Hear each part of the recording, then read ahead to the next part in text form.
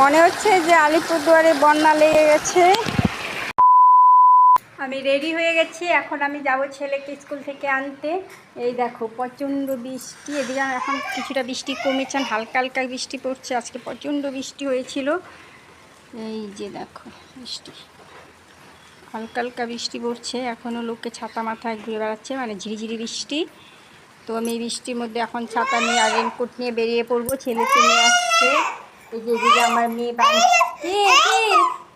এই যে আমার মেয়ে আমার সঙ্গে যাবে, বায়না করছে। আচ্ছা ঠিক আছে, নিয়ে যাব। উঠো উঠো উঠো উঠো, নিয়ে যাবে। তুমি কোথায় যাবে? এই যে মেয়ে রেডি, মেয়ে আমার সঙ্গে যাবে দাদাকে আনতে, বায়না করছে। ওই যে গেট দেখিয়ে দিচ্ছে, এদিকে চলো।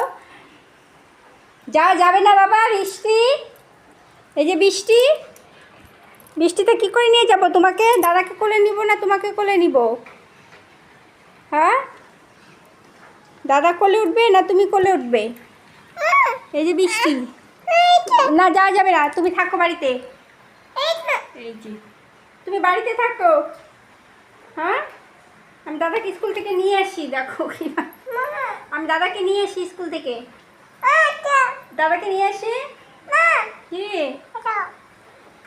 ওই যে ও যাবে, ভাইনা ধরছে আমার সঙ্গে।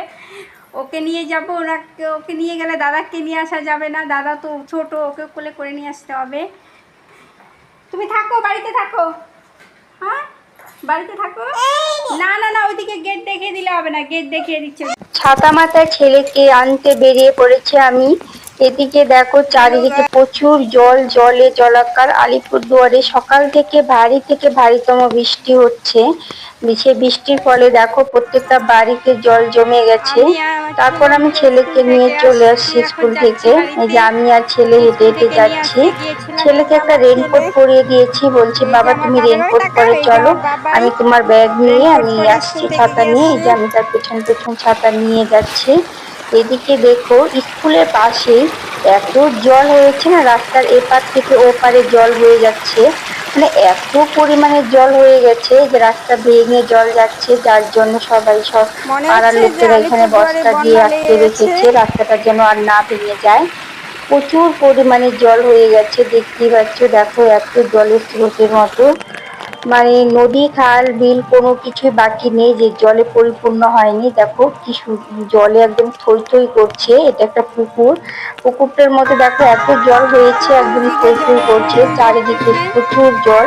তারই পাশ দিয়ে আমি আমার ছেলেকে নিয়ে হেঁটে যাচ্ছি রাস্তা দিয়ে। তার